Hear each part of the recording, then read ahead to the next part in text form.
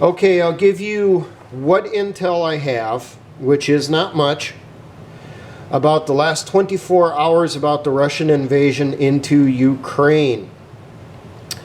I will say this, it is very clear to me, at least, Russia has learned some pretty good lessons from the U.S. involvement in the war on terrorism, especially our operations in Iraq. They've also did have some lessons learned from our operations in the former Yugoslavia back in the 90s. That's pretty obvious.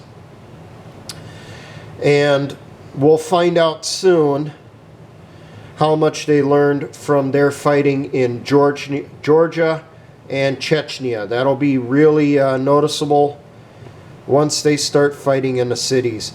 Now, I will say here first, I did not expect Russia was going to go into Ukraine without a corresponding attack by China into Taiwan, which as of today, Thursday, 24 February, we are in the evening here, almost 2200 hours Eastern. That has not yet happened. But the Taiwanese have increased their alert level for their military because they are seeing increased incursions by the People's Liberation Air Force into Taiwanese airspace. They are doing essentially probing operations right now against them. They are starting to step them up. So who knows what's going to happen here. There was a leak onto social media yesterday, early today, on Chinese social media, saying that they need to support Russia, not openly, but they need to be preferential to them in their reporting of the operations in Ukraine, because they will need the Russians when they take care of the Taiwan problem once and for all. So expect that we are going to see some movements in the Taiwan Straits here in not too long. When? I don't know. But the operation started with the launch of over 160 cruise missiles and short-range ballistic missiles into Ukrainian territories. Targets were command and control, air defense radar, air defense installations, airfields, Air Force positions, and it sounded like major military installations.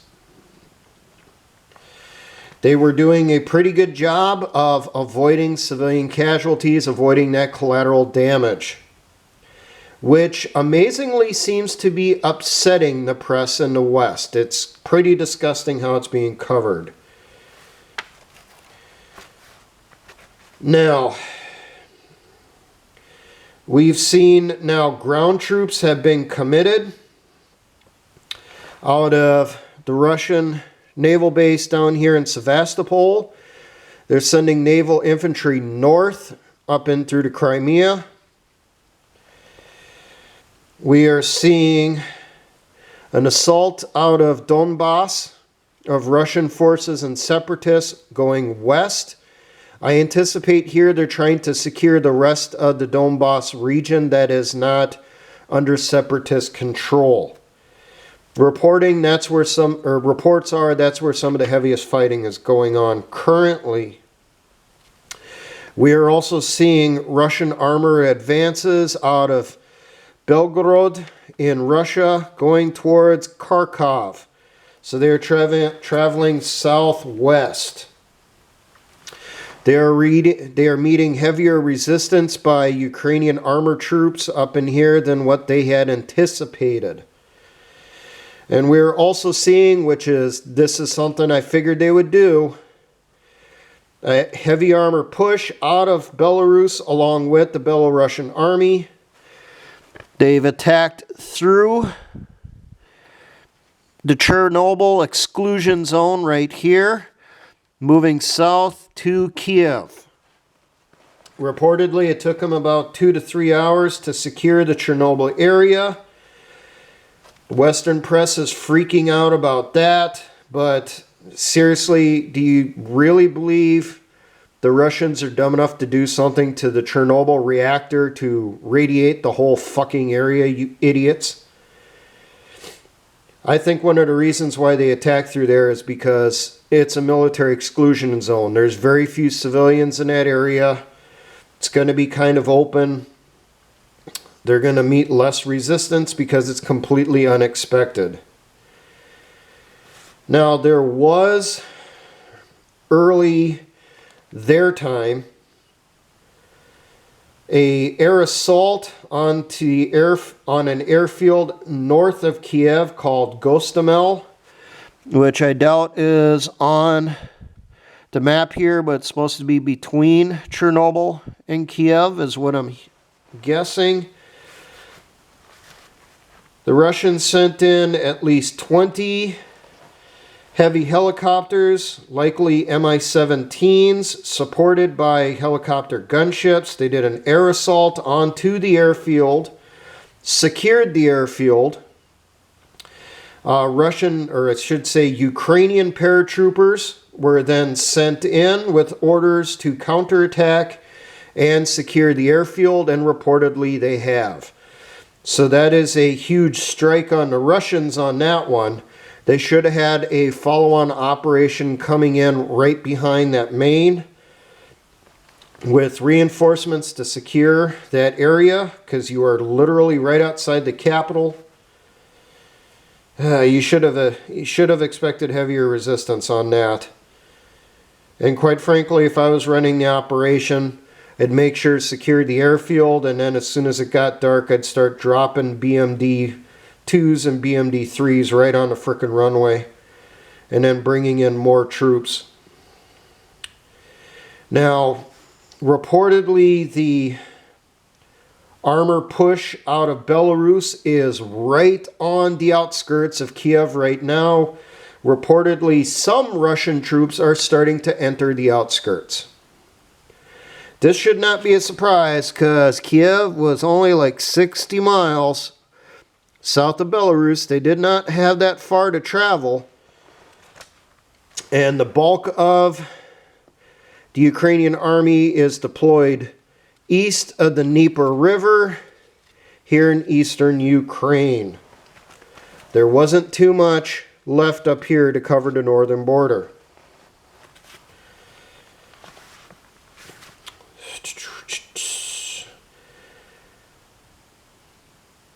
Reportedly, this just came out here not too long ago. Rumor has it that Putin has sent President Zelensky of Ukraine an ultimatum to surrender. And that part of this deal, or the conditions in it, is 1, Ukraine does not join NATO. 2, Russia will occupy all Ukrainian territory east of the Dnieper River for now. And that Ukraine's military will have to downsize.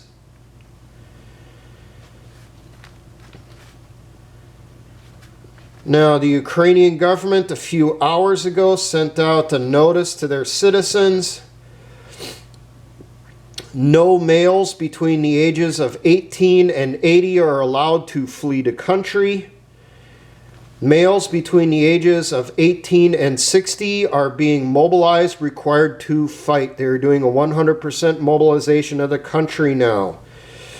The Ukrainian government reportedly is handing out weapons to any civilian that wants it to fight, to get ready for the insurgency phase, for the occupation phase.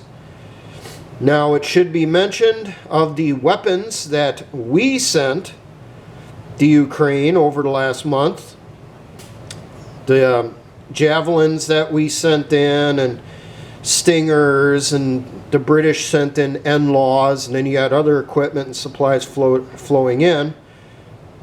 Zero Hedge was reporting last night that their people in the area were getting reports that Ukrainian army troops had sold a lot of that on the black market. I had mentioned the political system in Ukraine is corruption. It's not a democracy like they're trying to say in the American press. If anything, it's an autocracy. It is not a democracy.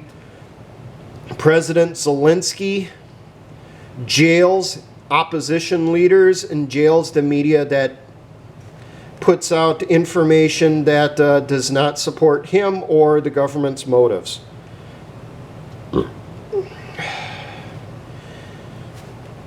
I should mention that the mobilization order on the males that came from Foreign Minister Kuleba.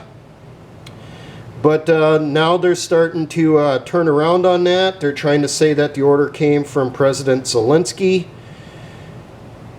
And they're really playing it up that Zelensky is in there. He's doing the Hitler thing. He's staying in the bunker. He's going to fight to the very end, the last bullet. But it should be mentioned that President Zelensky last week kept trying to flee to Ukraine, fly into Europe to seek asylum. But every country he tried to go to or asked asylum in turned him down and told him, take your ass back to your country, be a man, be a leader, be there for your people. So they are trying to sheep dip him right now to make him sound like he's this great big warrior. Now, another thing they're doing is they're covering up Zelensky's past. Zelensky reportedly is an actual neo-Nazi, unabashedly a neo-Nazi, and in the U.S. press they're saying that, well, this is obviously false because he's a Jew and his grandparents were killed by the Nazis. He can't be a neo-Nazi. But there's more footage of him praising Hitler and praising the Nazis than there is condemning them. And it should also be mentioned that the Ukrainian army, Nazi iconography, Nazi ruins, SS ruins are very common in the Ukrainian army. There's at least one battalion that models himself after a DSS. That battalion, if I remember correctly, is the Azov battalion. Let's see here. Oh, there is a report, which obviously none of us are going to be able to confirm on this. They're trying to say this is disinformation. But some of the regions that were hit in the initial strikes included sites that were being operated by the U.S. government. These belong to the Biological Threat Reduction Program, which you used to be able to find on the American-Ukrainian Embassy website. These sites were run by the U.S. Department of Defense. Russia for years had claimed that these sites were part of an illegal biological weapons program being conducted by the U.S. government, by the U.S. military, on foreign soil.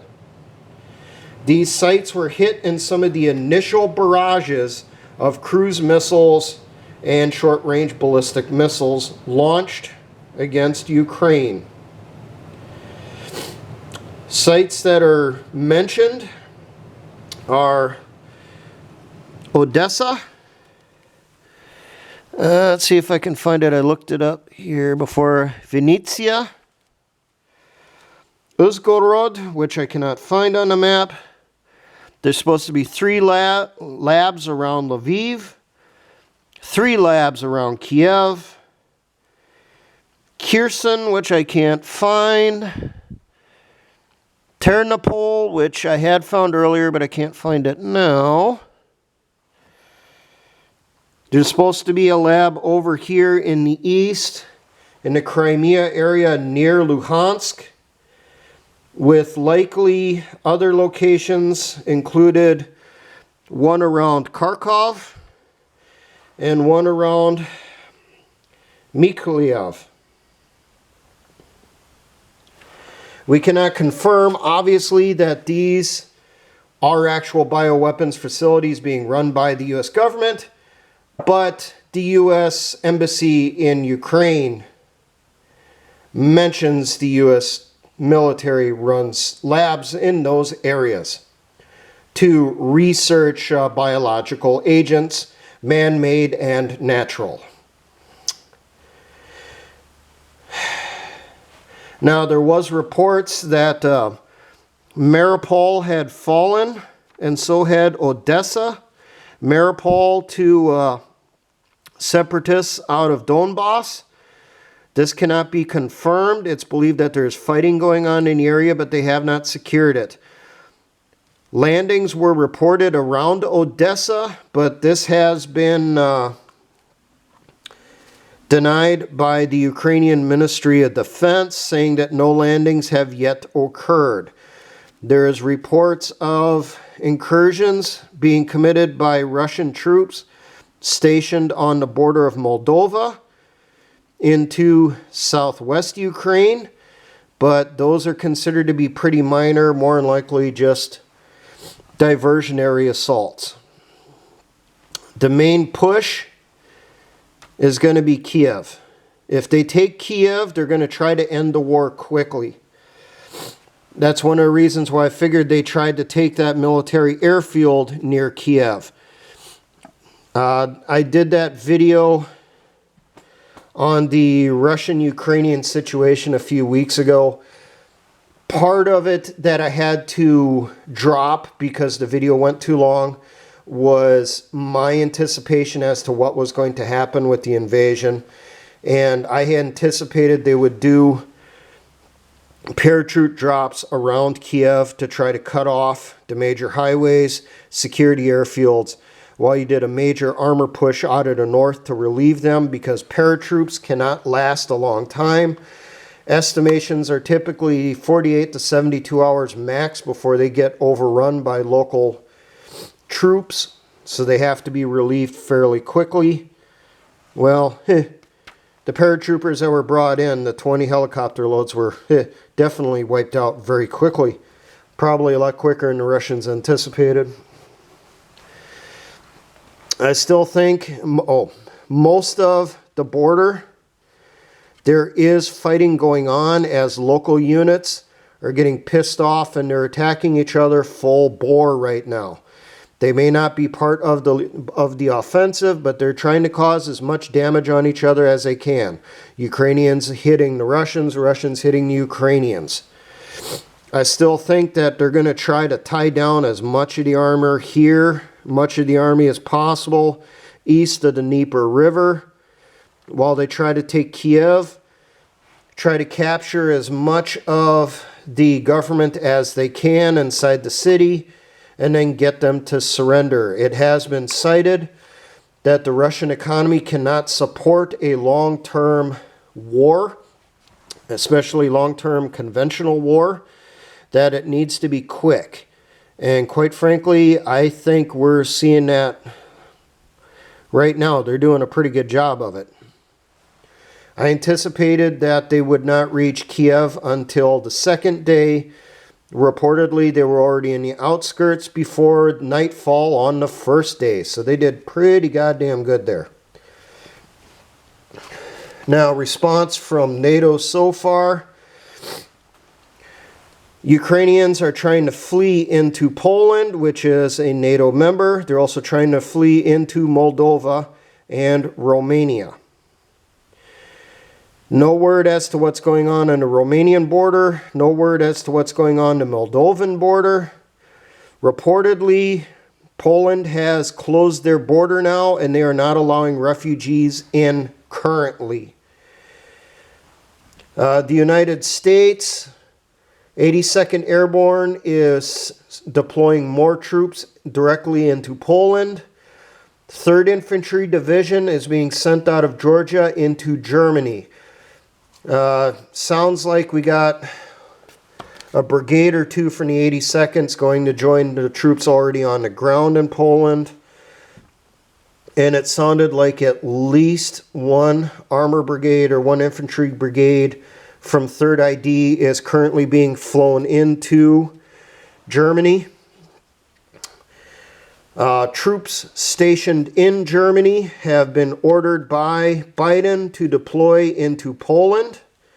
and Estonia and Lithuania. So that's what I got so far. We are also deploying F-35s up into the Baltics.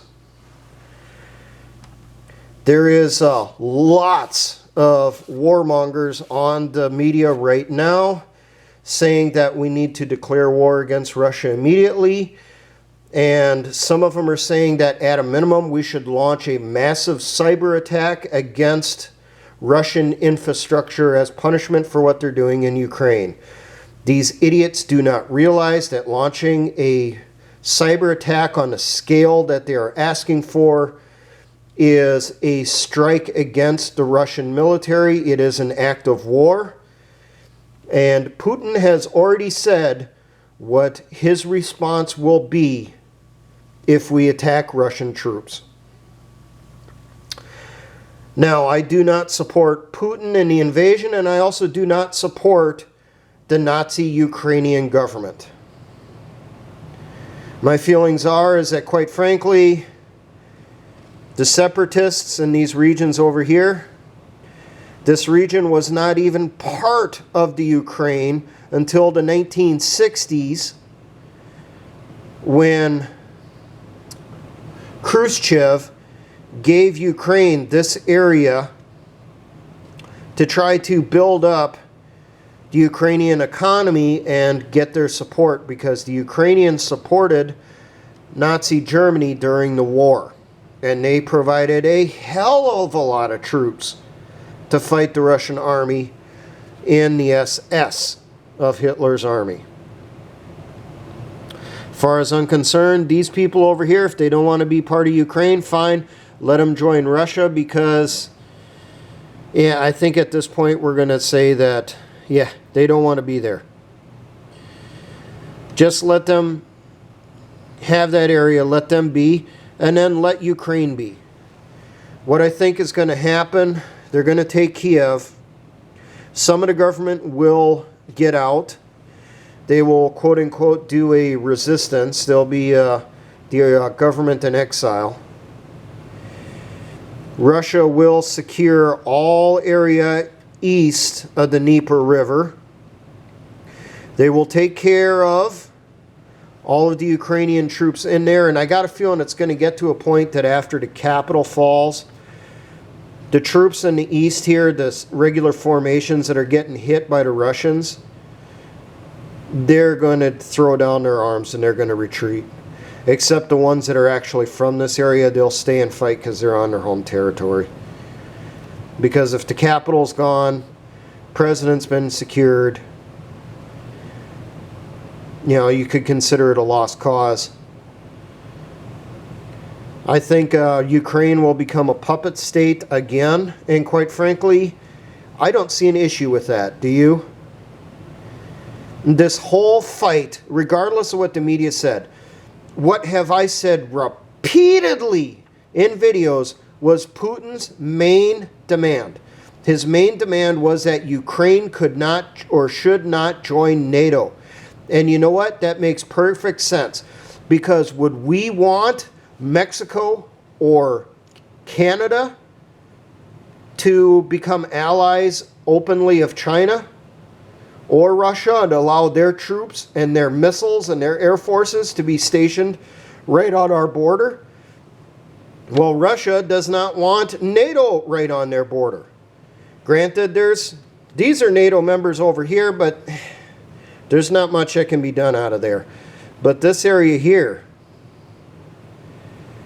you are right on the edge of the Caucasus. And why did Hitler want the Caucasus during the war? Oh yeah, that's right. That's where the Russian oil fields and gas fields are. So Putin did not want NATO right on the doorstep of their major strategic reserves.